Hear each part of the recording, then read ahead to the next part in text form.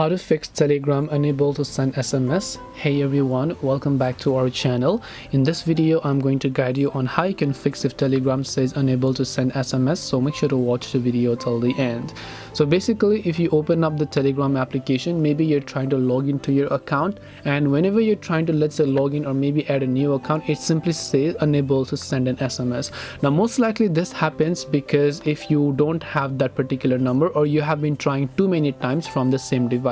When you try to log into a certain number or to an account too much times, Telegram will disable your ability to try to log in for a couple of hours. So what you can do is just try it the next day, wait a couple of days, and then just try to log in again and see if that actually helps you. Otherwise, what you can do is you can simply try to use a VPN here. So you can open up any VPN application, you can connect to any ones over there, you can try using mobile data or whatever else, and then you should be able to use it.